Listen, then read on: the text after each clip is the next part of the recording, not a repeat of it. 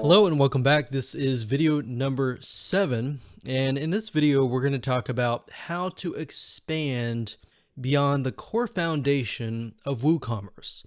So what I mean by that is, how do you go from setting up a site, let's say for example that you want to sell subscriptions, a monthly subscription, you want to set up a membership site, or you want to integrate with a payment processor beyond just PayPal or Stripe.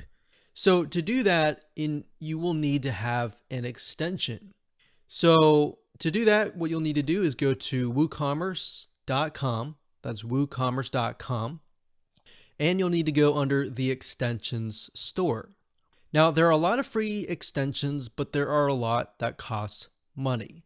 And it's easy to want to pick and choose every single one of them, but the goal here is to pick and choose what you need. So under here, you can see all new, developed by Woo, which means it's actually developed by the WooCommerce team, because some of these are actually programmed by third-party people.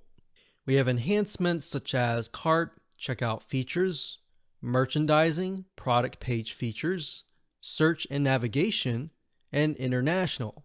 We've got marketing, email marketing, multi-channel marketing, promotions, reporting, and social media marketing. We've got payments in terms of fraud detection, in-person payments, off-site, on-site, pre-orders, subscriptions, and more. So a lot of people tend to run subscriptions. So we have product type, shipping, store management, and subscriptions. So subscriptions has its very own category.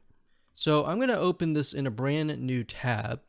But if we click on all, you'll be able to see all of the extensions. So as we can see here, it says Stripe accept all major debit and credit cards. So we actually have this. And if we scroll down, we can see the most popular are subscriptions, bookings, and memberships. Now, you won't really need bookings unless you have a business model that takes in bookings, such as appointments, reservations, and more. Now, if we scroll down, we have things like Facebook. We've got Amazon Pay as a payment processor, Square, PayFast as different payment processors. We've got reporting like Google Analytics. We've got ShipStation, which is a type of software that allows you to ship out physical products and automate that whole process. So if you're dealing with physical products, you could do that. We have MailChimp. So as you can see here, there are a lot of different extensions that you can buy, but the goal here is not to get lost into them, but to figure out what you really need. So if we're trying to set up a subscription, what I would do is up at the top, I would type in subscription. Now there is already a category over here on subscriptions, but I just want to show you as an example, if you do a search, you'll get an idea of what extensions actually relate to what you want. So you can enter a different keyword that fits you. So we can see subscription downloads, newsletter subscription, Aweber, subscriptions gifting. So for example, if you want to set it up so that people can buy like a voucher or a gift subscription and give it to somebody else, that's actually a really good idea.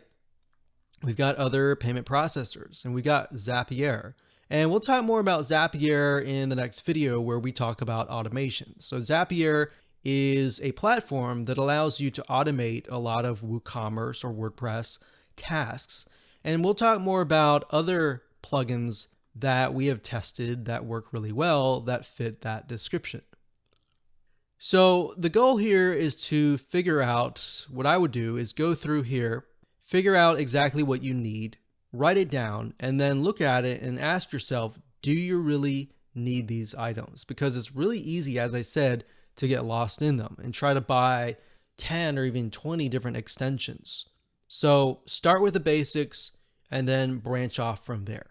Now, if you go under marketing, this will actually help you expand your business in terms of marketing, like social, and it'll help you get more traffic back to your e-commerce site.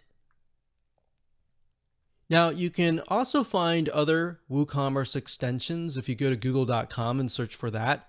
But what I would say is to try to stick with the ones here first before you try other extensions.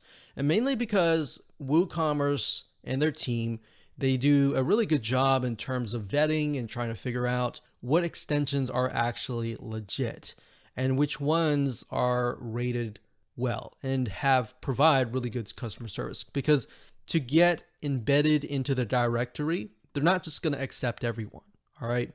So that's the point I'm trying to make. And now you know how to expand your business by getting extensions. Let's move on to the next video and talk about WooCommerce automation.